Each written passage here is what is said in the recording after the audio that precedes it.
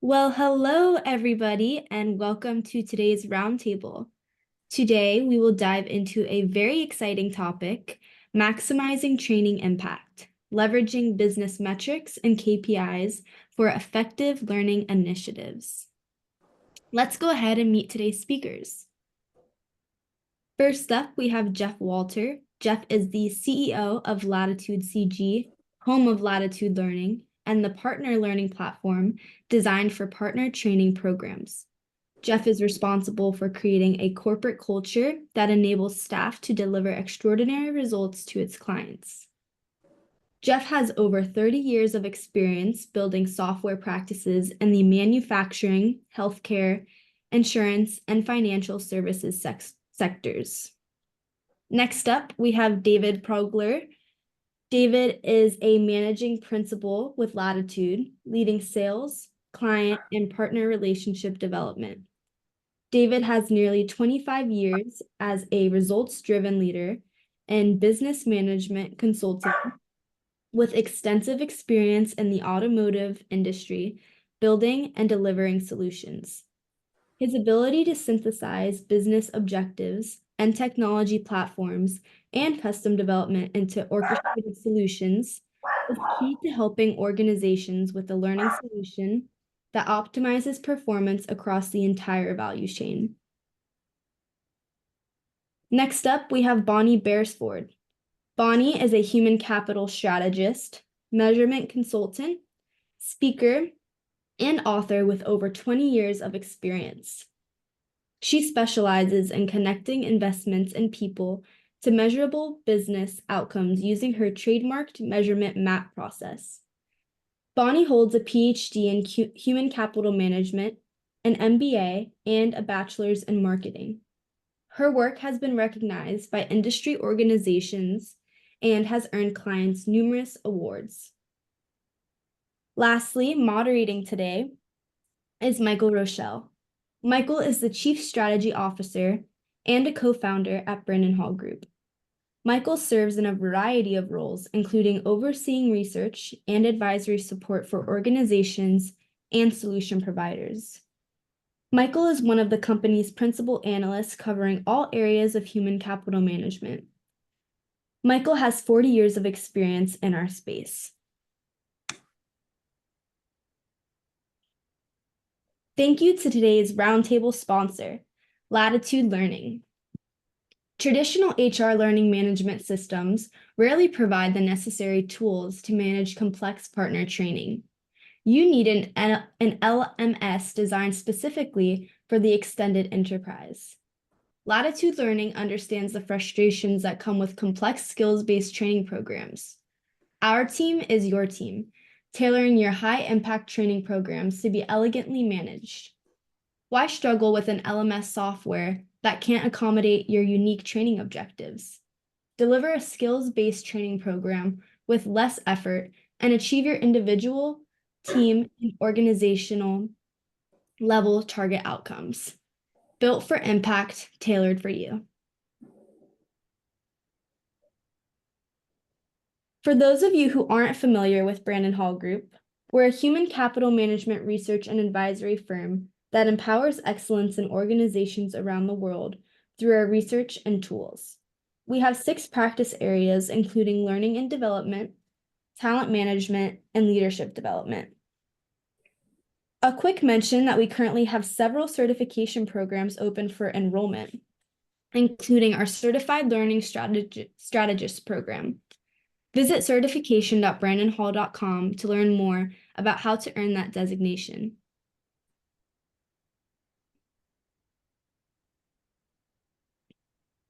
Your participation in Brandon Hall Group's research surveys is one of the most crucial components in our insights and thought leadership. So if you have a few minutes to spare and see any topics that you can take a survey for, it's greatly appreciated. Links will be available in your handout, or you can always visit brandonhall.com. All participants will receive a piece of complimentary research once the results are analyzed. And now, a few logistics. To ask questions, please use the questions panel on your control bar. We will leave time at the end for questions. The workshop is being recorded. We will share a link to the recording and a PDF of the presentation via email in roughly 24 hours. The chat is also open for today, and we really hope you will share your thoughts and experiences as we go along in conversation today.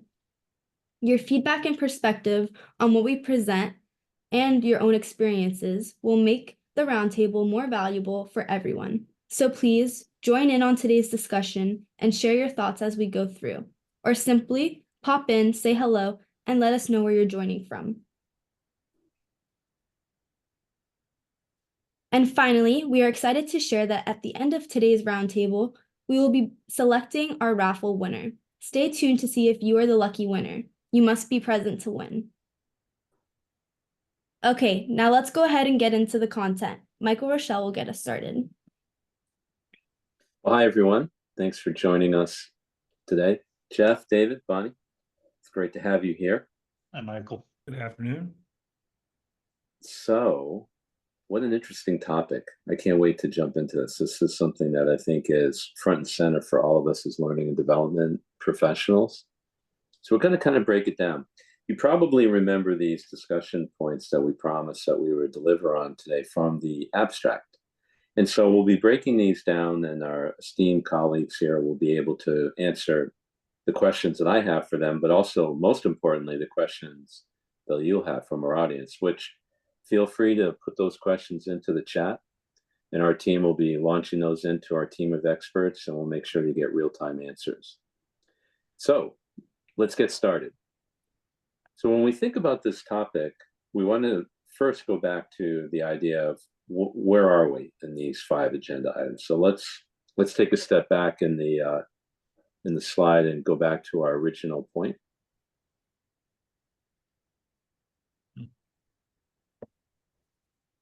So the alignment with business goals. So there's a couple points there that we wanted to cover. One is the importance of aligning training with business objectives and setting clear business-driven KPIs. So to kick it off, I'm going to turn it over to Jeff. And Jeff, why don't you get us started on those 2 points? Sure. Well, I think everybody would agree that you need to align the training with your business goals. And just about every client we've ever worked with has that at some level of resolution.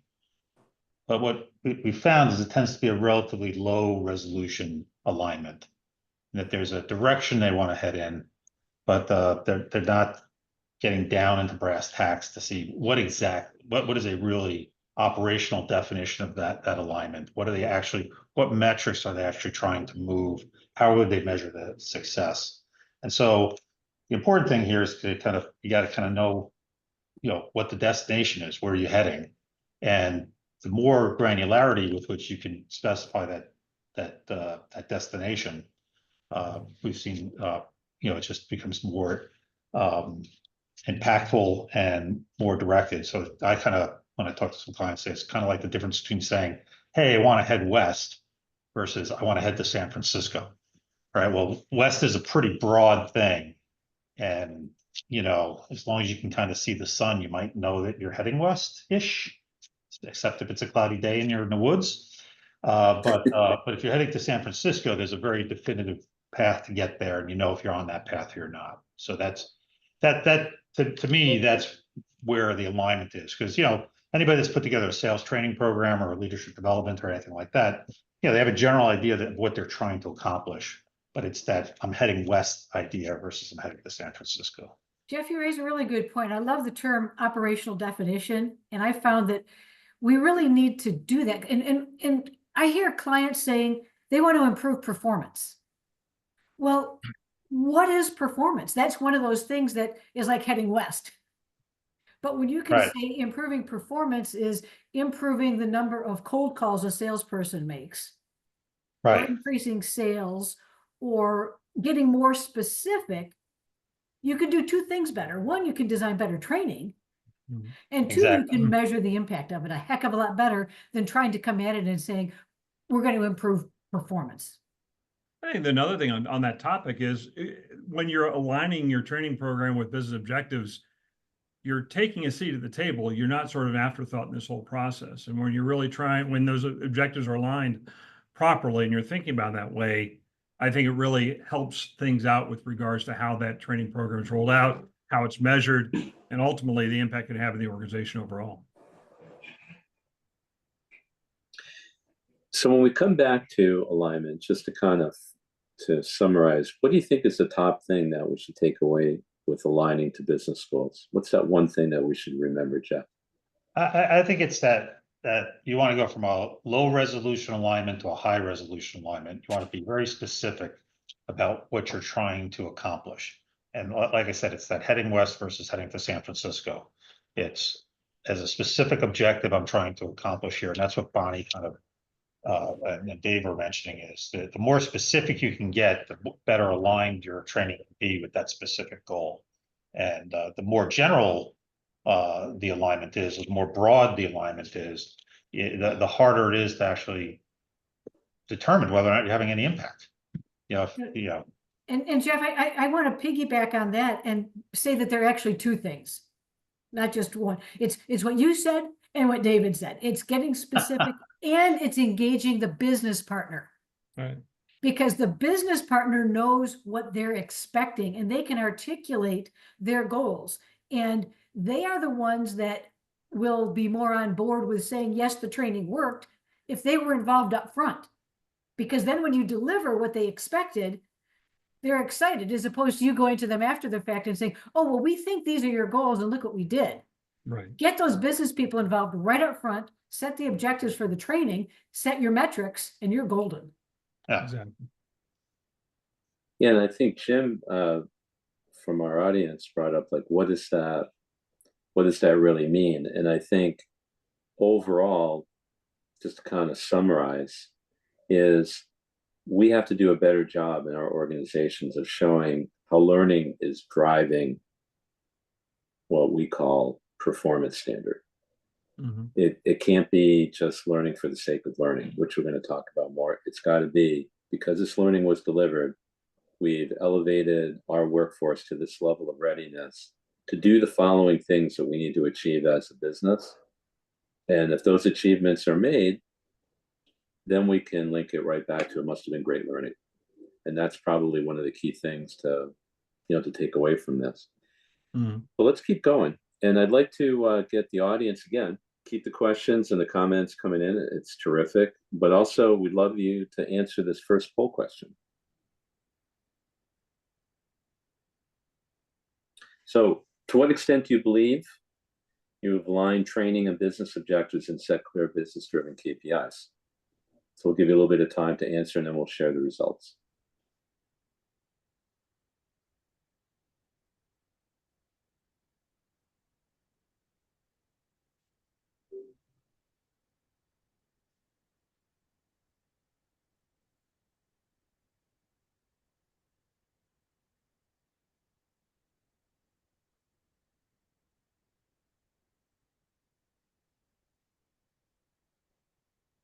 Okay.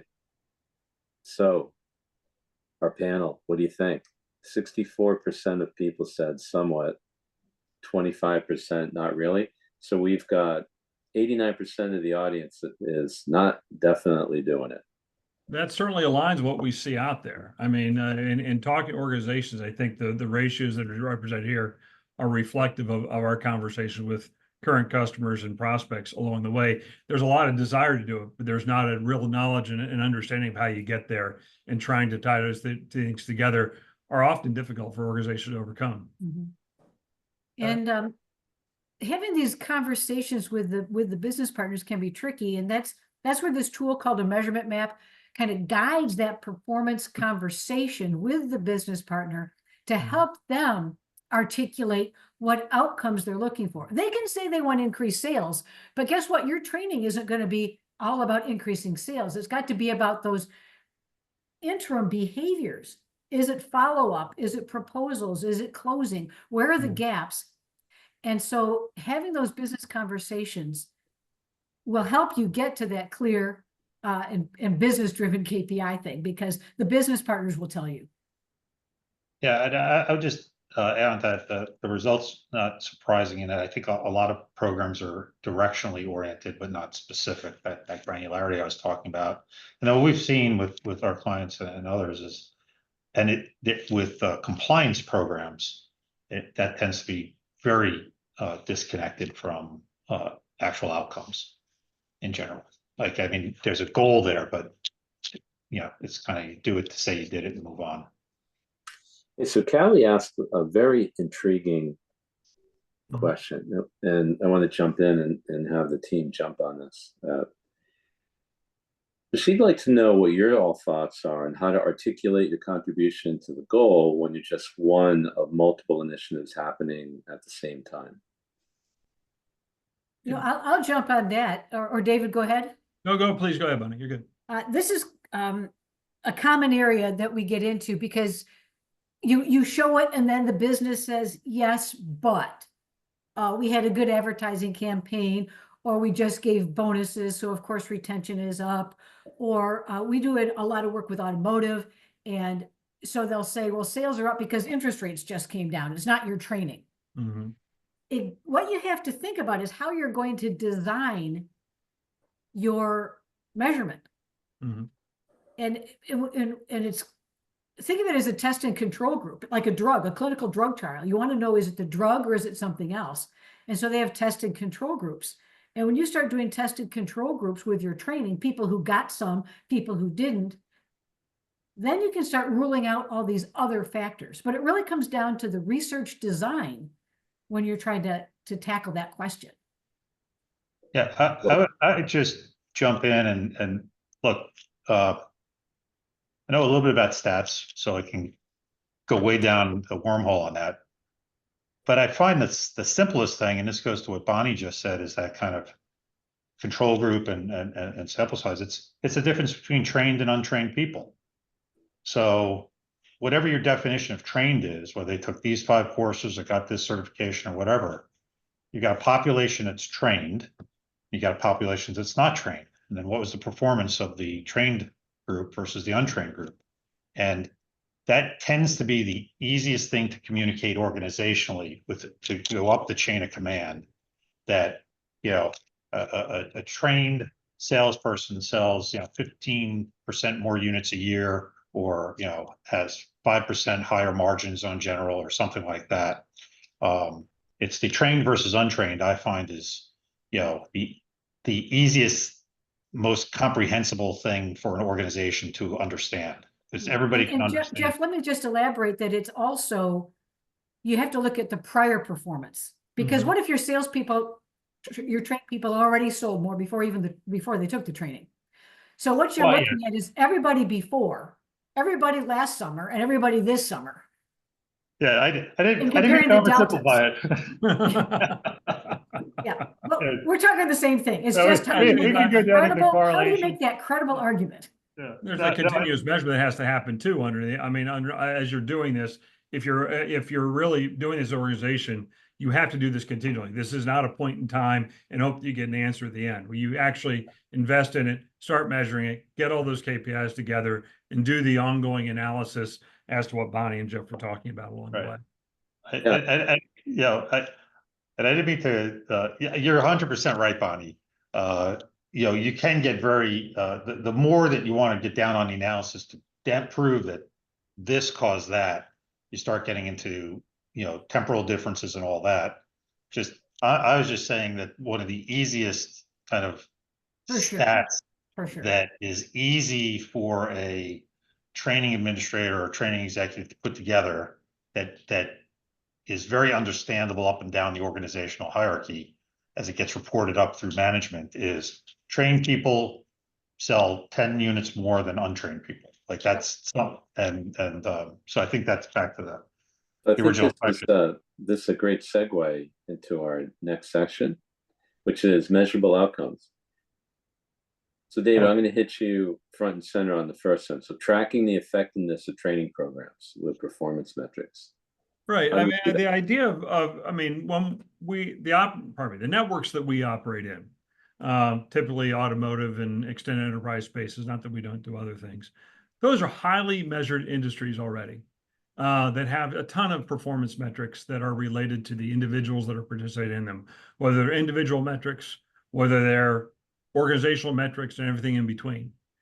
And the ability to bring those things into an environment where you're constantly tying them to the activities of the individuals and breaking them into the plans, you can see over time how your training, yes, you need to drop the correlations, are moving those things. And if you've done the job of making the right training and putting that in place and measuring them over a long flow, it really does begin to present a much more robust picture of how the impact of your training is affecting your organization overall. And it's critical to really have a performance-based program and do it over time to bring those things in. Yeah, and Bonnie, just kind of riffing off of that. So we also have to prove out the ROI, right? So evaluating the ROI for training initiatives using these concrete KPIs, how do we make that happen? Well, following along with what we've said, it's the change over time and what improvement have we seen and what's the cost of the training. You know, the ROI concept, I would kind of like to go on a little personal rant here about ROI. I mean, I think we all know that ROI means we want to show the impact, but literally it's return on investment and it's a financial formula. Right. And early in my career, I sought to compute that ROI for clients. And what I did, and I told them that their training had an ROI of 213%, they kind of glazed over and said, well, what does that mean? And when I backed it, just went right upstream to what the change in the business impacts were and what the financial ramifications of the business were, they got it. It wasn't 213%. It was 10 more sales. It was retention increased by this, turnover dropped by that, productivity went up, safety went down, safety scores went up. The business people who we're trying to really talk to get their metrics. They don't get 213%. It's so out of context for them. So it's just a caution about what do you really mean and what do your business partners really want? We all want to show that we're doing good work and then it's worth it. You bring a good point, Bonnie, the idea of talking the same vernacular as your business partner, right? And often trainers are getting stuck in not knowing that and not really filling out how to communicate that. I'm not saying it's an across the board problem, but we face that challenge every day. Are we put in a way that they can understand what it is? We know what it means, or we think we know what it means, but if it doesn't translate to the business partner, they're not going to be engaged in the conversation. It's absolutely critical we get it right. Right. Yeah. I just add on to what Bonnie was saying, that 213% ROI is useful in the budgeting process, right? Because in the budgeting process, it's you spend $1 on training, I give you $2.13 back, right? The CFO will understand that because they're budgeting, but the operating units will go, I don't know what that means.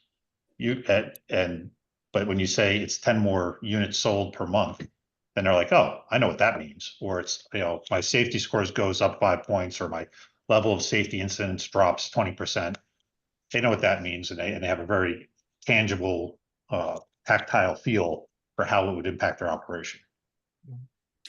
So let's launch our next poll question, get the audience involved.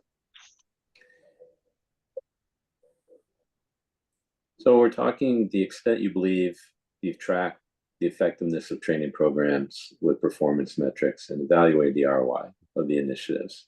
So basically, we're mirroring back what we were just talking about. How do you feel about what the experts are saying? Do you definitely do it? Do this a little bit? Not really? Are you better at one than the other? Let us know what you're thinking.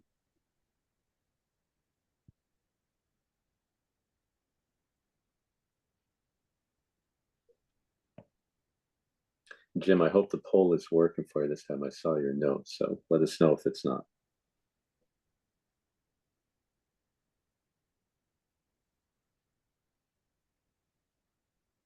Interesting. So we're not too far away from the split that we had in our first poll. Only, oh great, Jim. Thanks for confirming. So only about 17% of people are definitely doing it. How does that strike the panel as far as what your thoughts are around this? You want to take it first? Yeah, I'll jump in. it resonates, it makes sense. We know from lots of different research that people struggle with this because sometimes they don't know what to measure, they don't know how to measure. And sometimes they might have the desire to, but they don't have the systems or the skills on their team to actually do it.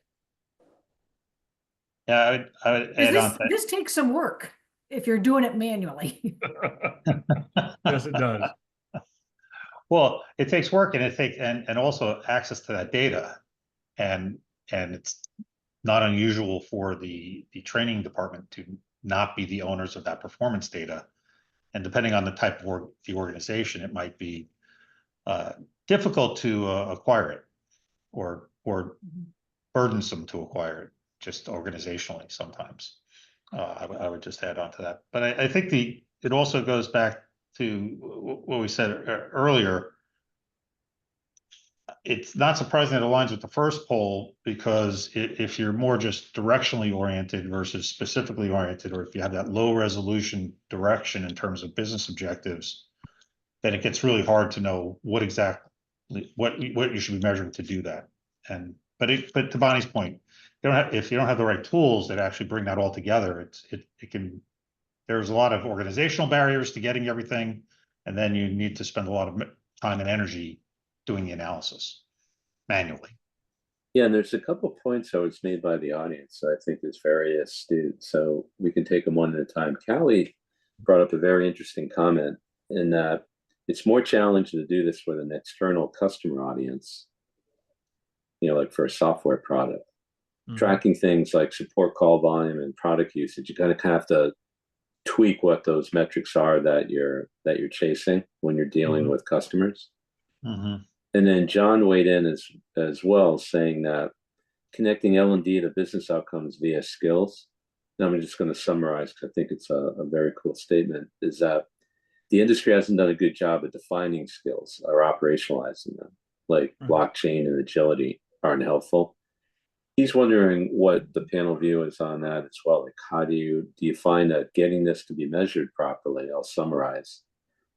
It's harder to do for customers, which is Callie's point. For John's point is, if you don't have your skills figured out or define them the same way, it's kind of an elusive target to measure the outcome of your learning, right? I'll comment on John's. Go ahead, Bonnie.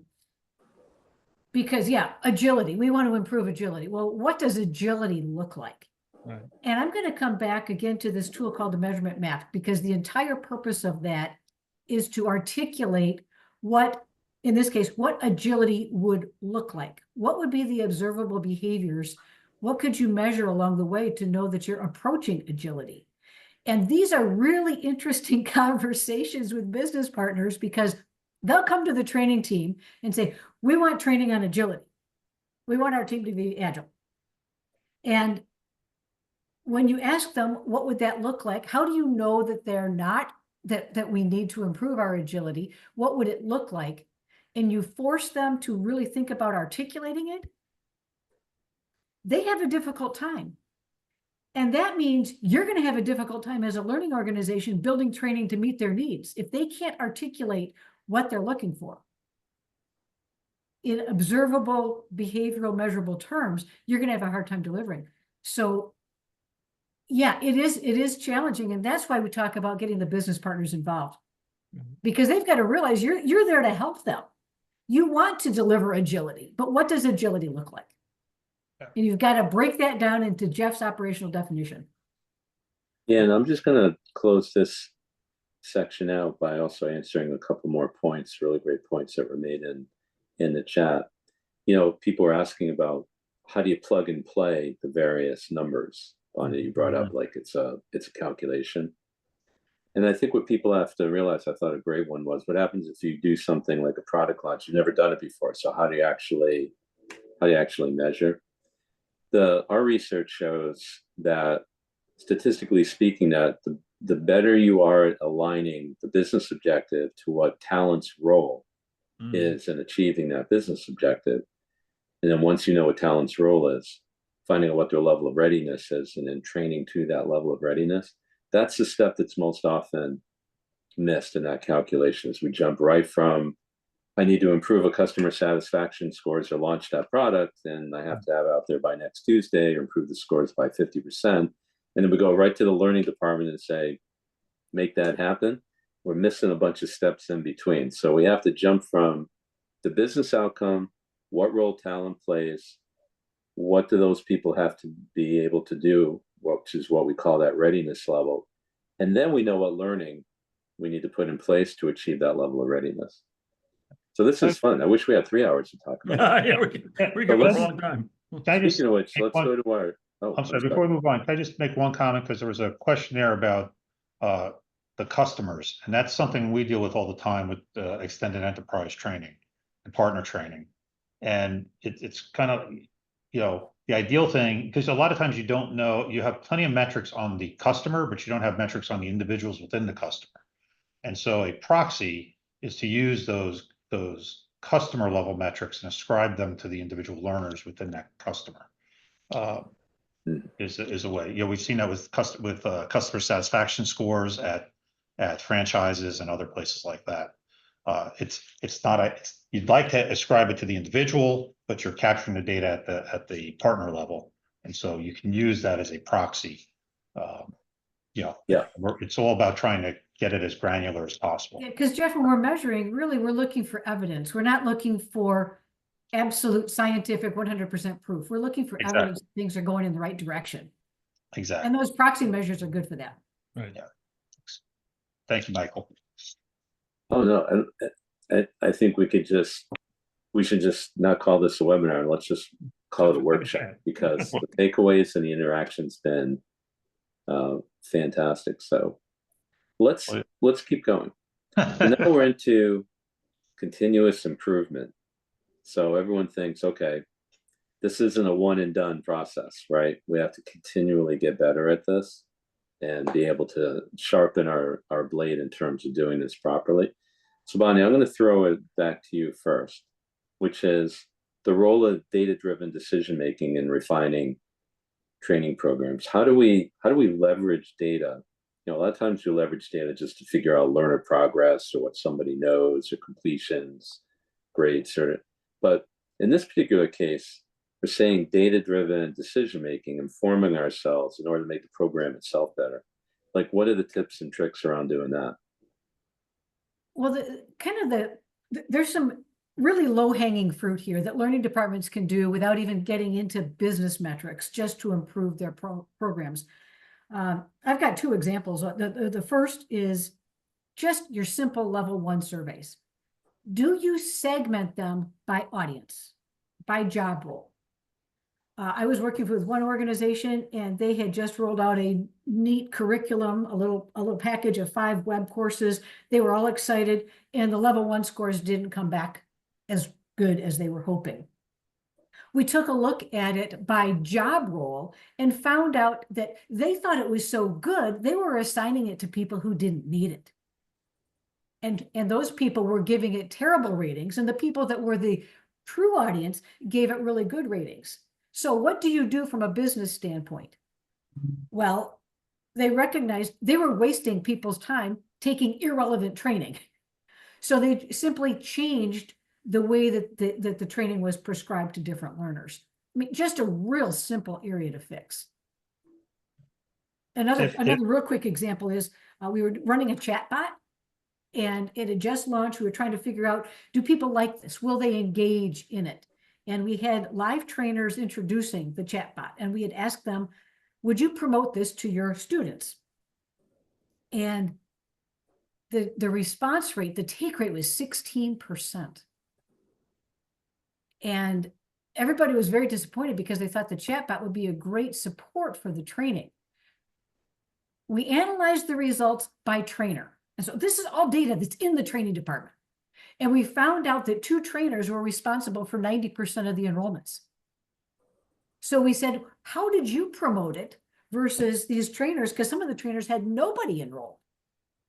Those that had nobody enrolled sent a flyer. Those that had a high percentage of participating had the students pull out their phones and participate in the chat bot right in class. Our fault. We did not tell them how to promote. This gets to your operational definition, Jeff. When you go promote something. Well, they all did in their own way. We should have Right. said, okay, trainers, at the end of class, everybody pull out their phones and do this.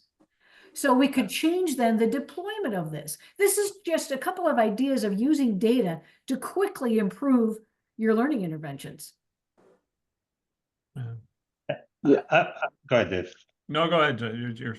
No, I'd like to jump in on a point, if you don't mind, because I think it's super important. It kind of is a nexus to what people are bringing up in the chat too. And I'm going to throw this to David, if you don't mind. Is we've got leveraging the feedback, which is we were just talking about the mechanisms for continuing learning and development. But the audience asked a couple of, or made a statement / question I'm hoping you can weigh in on.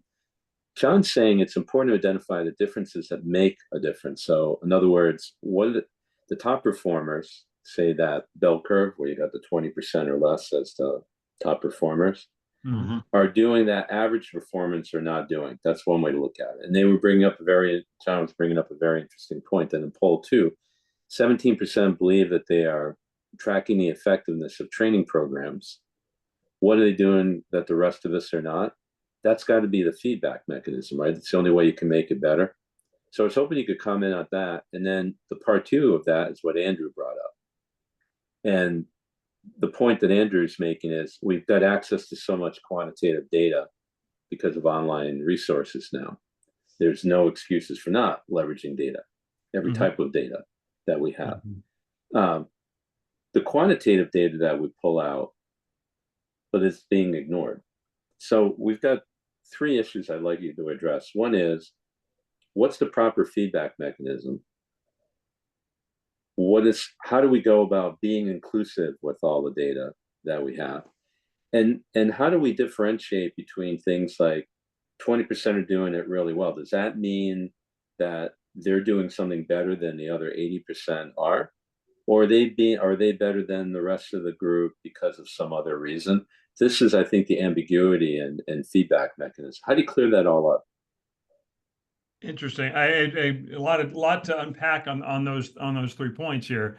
And I'm not sure I can actually, in extemporaneously. When you think about when you look at everything, I think there were some points made earlier.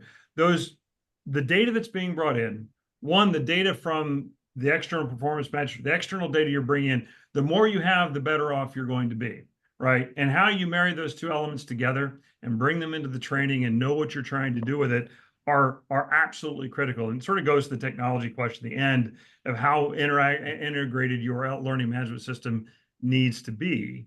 What we're talking about here is, look, we've had organizations that say, I need to improve my repair order times. What really goes into a repair order? What are all the details and elements that make that up? Is it workplace cleanliness? Is it parts efficiency? Is it consumption? Whatever it might be. And bringing all those things together into the analysis, the more granularity you have in that external data, the better off you're going to be to define what is noise and what is really impactful for the thing you're trying to solve for.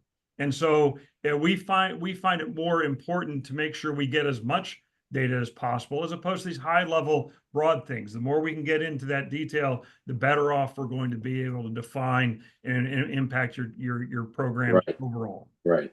Let's launch our next poll after continuous improvement. So we've kind of talked about all the different ways that we need to do it right, being data-driven. How are we doing it?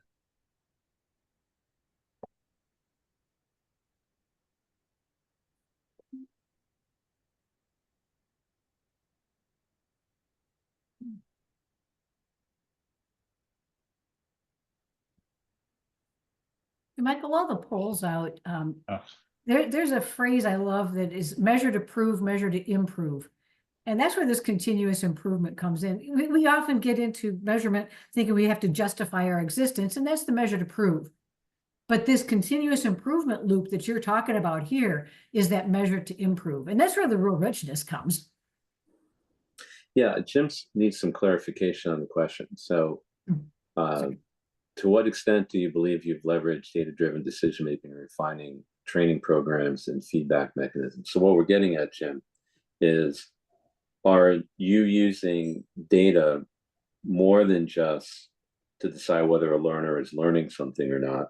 Are you using the data also to look at the program itself, to improve the program itself?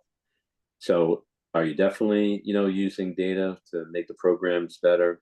Do you use it sometimes under certain circumstances? Or no, I don't. We pretty much use our data-driven decision-making or our data sets in order to find out, is the learner progressing at the right pace? Are they learning the right thing? So hopefully that clarifies the question. And if you have an individual response in that, you can definitely throw it in. A little bit of an improvement. Seems like every poll we launch, we gain about 6%. So we've got about 25% of the audience that says they definitely do that. I think what we're starting to see as a theme, I hope everyone's picking up on it in the polls, is that, our research shows too that only about 1 out of 10 to 2 out of 10 organizations are doing everything that we're talking about here. So don't feel that if you're putting somewhat, not really a lot, that you're doing something that you should be. It really comes down to this is the ladder that we need to climb. This is the hill that we need to get up as far as moving into that definite range. But statistically speaking, this is about how organizations turn out. 1 out of 2 are in the definitely category. Let's move on to the current organizational practices. I'm mindful of time, got a lot to get through. I'm going to consolidate this, and I'm going to throw this one out to Jeff to kind of break things up. So under current organizational practices, Jeff, sharing the details on this integration of business metrics and training strategies and collaborating on that. I think it's a precursor to our last part of how technology is going to help us do that. But how does that all work, integrating business metrics or training strategies? And how do you get people to collaborate on that idea? Well, I think part of that goes back to something Bonnie had said earlier, which was, engaging the business community, the targets. And one of the feedback mechanisms that we didn't mention, that's, we've all played with the feedback mechanism of learner feedback. But there's also, you can also survey managers of learners and get their feedback as a proxy for the impact. But it's that integrating those business metrics. You got to find out where they are. You got to find out what's important. It all starts with what's the starting with the destination in mind, and then working through the organization to get that information. And especially if you're working with the business owners and the managers to kind of craft the program for them and have feedback from them come back into your program, it'd be a lot easier to get the data and then integrate it into your systems to do that. So that's a quick blurb. Yeah, and I want to just take another point that kind of dovetails off of what you were talking about, Jeff, from our audience of Blaze, is that when you're working with all of these metrics flying around, all these things that you're measuring, it can almost become too much data. Right. So you're trying to sort through the data, try to make something different happen, and it doesn't happen. And you're like, did I look at the wrong data? Did I collect the wrong data? Especially when you're trying to measure something new again. I think a great example people bring up is like another, product launch. Never launched a product before. So what's the measurement? Do you measure it against other product launches? How do you not get caught drowning in data, trying to figure out what to act on, knowing that time and resources are precious, and you don't want to pick the wrong data set to react to and find out, that wasn't what I really should have reacted to? How do you figure that out? Well, I think it goes back to what we talked earlier. So let's take the new product launch, and you're doing training for a new product launch. Well, what would constitute a successful product launch? Like, what is it about that and about the training of that would be, some of the people would say successful? It could be you're in a sea of data. It could be as simple as, especially if you're, doing franchises or resellers. The relationship manager said that they felt they were adequately trained to do the product launch, right? Like, or you start with what we already do, the level 1 surveys, and the individual learner goes, oh yeah, I feel like I learned something. Well, that tells you something. Asking their manager whether they think they were prepared is another thing.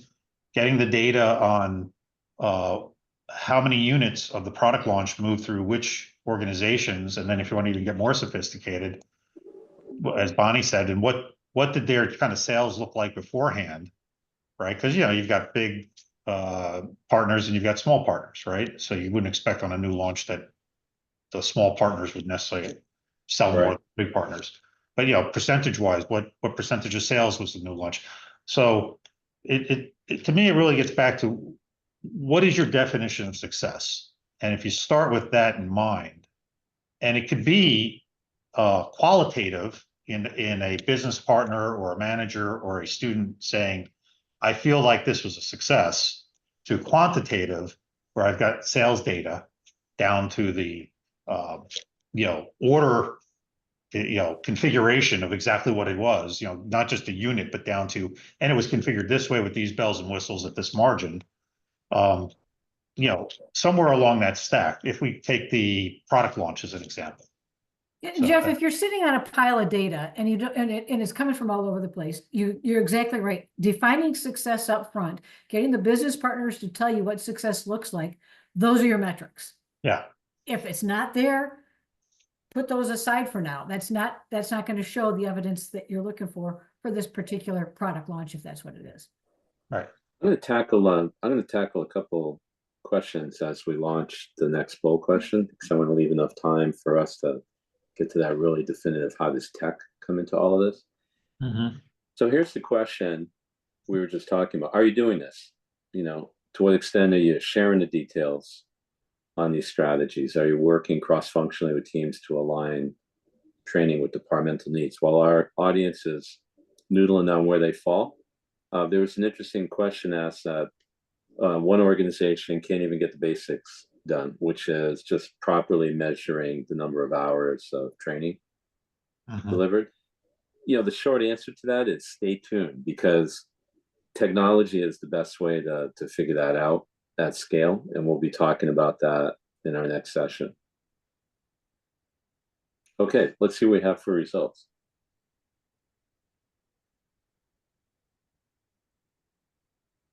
Okay. Yeah. So it's interesting that, and I'll throw this out to the panel, it's interesting that probably one of the most complex questions we've asked so far of the group of 4 questions we asked, the highest percentage of people say that they're definitely doing this. Why is this happening with a third of the organizations, or almost 40%, versus only 10 or 20% of people getting the other things right? Well, you know, one of the interesting things about these polls, and with each one, and in this one in particular, it's like, boy, I really wish I could just talk to the folks that filled these out, because I'd really like exactly. to learn more. Because it's very interesting, you know, to understand, like, well, why did you answer this here and that there, and what are you doing? Because it's, you know, so that's my initial response to this. But I think that everyone wants to prove value and they want to show something. So this can be done more anecdotally and not specifically like the KPIs. So people want to provide this answer as training administrators, as training program, you know, owners and that kind of stuff, and they want to give an answer back. So I'm not surprised this is happening, because they're being asked, what's the value of my training program? And they put something out there, not saying it's wrong, but it's more based on anecdotal information, not on hard data and those kinds of things. And it's tough to make that transition. So I think that's where, my opinion is, that's where sort of that gap is from the first question, the fourth poll question, candidly. I think it's interesting. One of our audience people, they kind of summed it up. They're like, just because it's getting reported doesn't necessarily mean it's useful or the right thing to be reporting on. Yeah, right? Well, there you go. one of the things I was going to ask there, one of the questions I would want to ask is how much of that information that's being shared is simply inputs. How many hours of training, how many people got trained, how many enrollments were there, versus outputs, you know, increased sales, decreased retention rates, or whatever other business impact you would do. Because what we've seen with just about all of our clients are reporting up the chain of command into other departments the volume of training that has occurred. But whether or not that has any impact is usually the question. So, but I think it's really fascinating. I'd love to chat with folks about that, because I love this type of stuff. And hopefully you will. So, David, you're going to take us home. I'm going to consolidate the last point. I think this is where we're all going, which is the evolving technology landscape. So what I want to focus on, I'm going to try to do something really interesting. So there, hopefully we're ready to multitask. Let's launch our last poll Good idea. right now. And as people are thinking about this answer, I'd love to have David kind of fill us in on what should a learning management system do properly if it's integrating with business systems. So as David's answering that as it relates to this question, let people weigh in on whether or not they have something that does that in-house or not. So go ahead, David. Given the topic we have today, I think it's representative or emblematic of where a modern LMS needs to be in your landscape, right?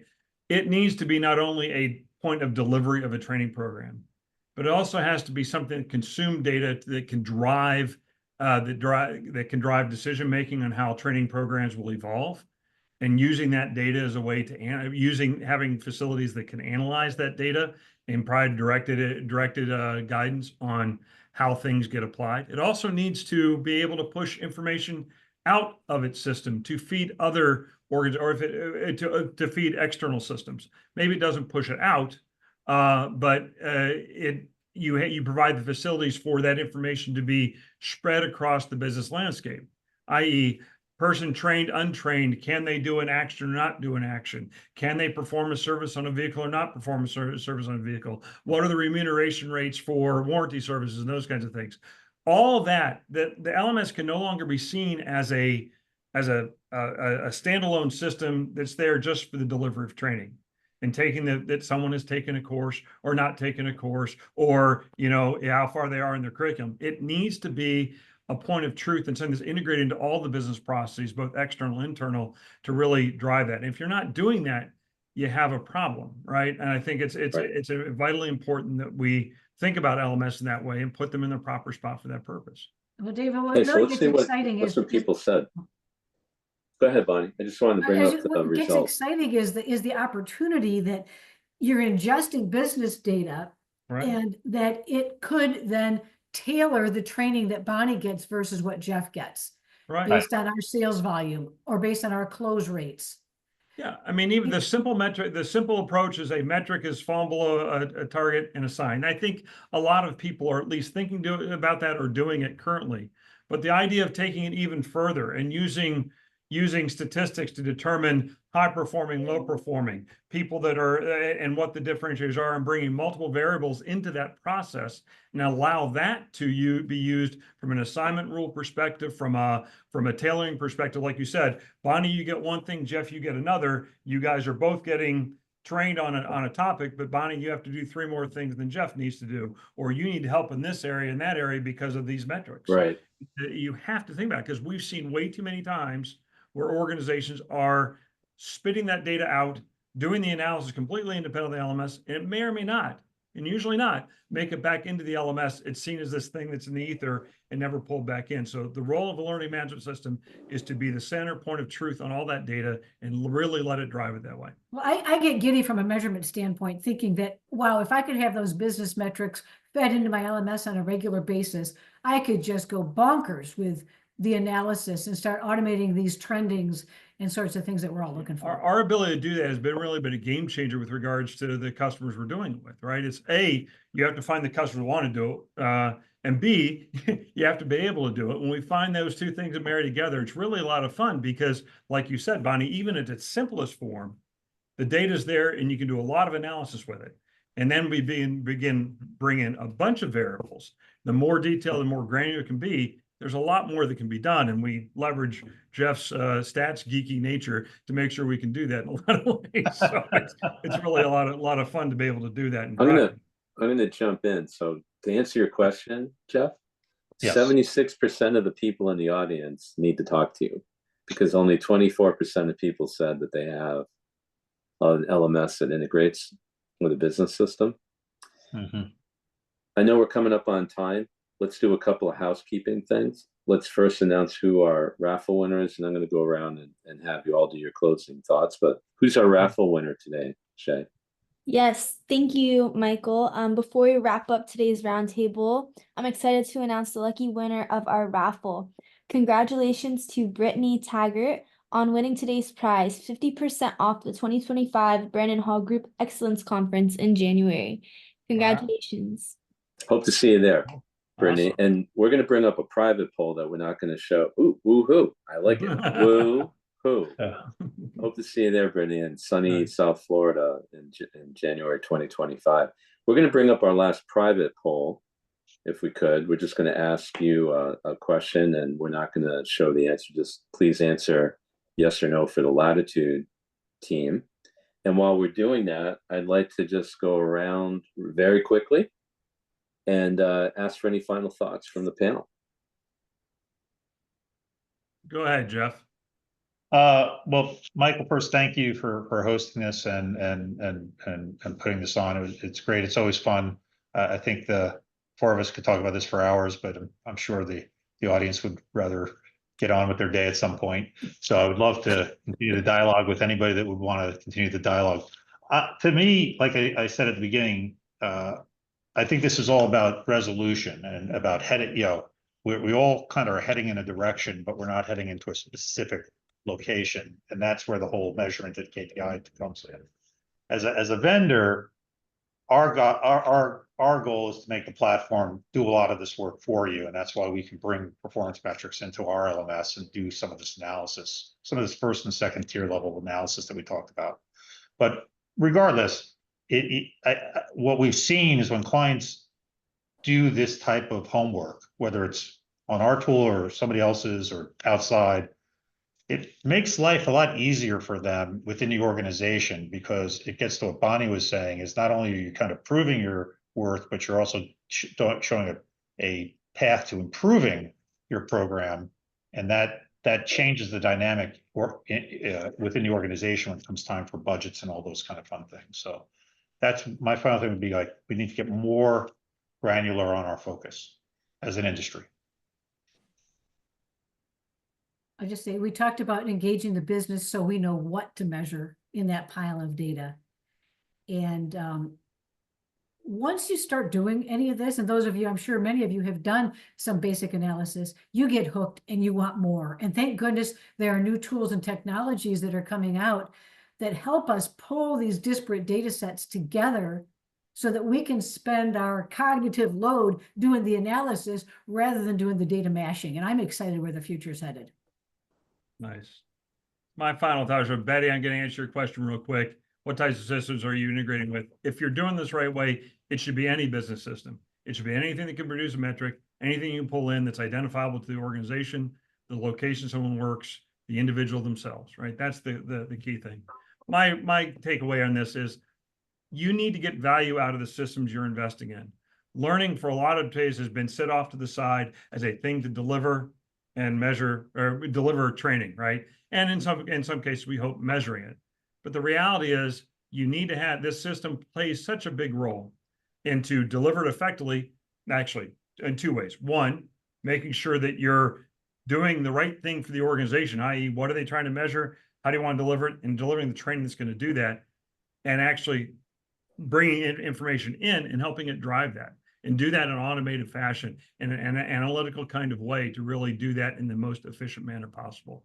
So that's my takeaway on this. It's been a great conversation. Thank you.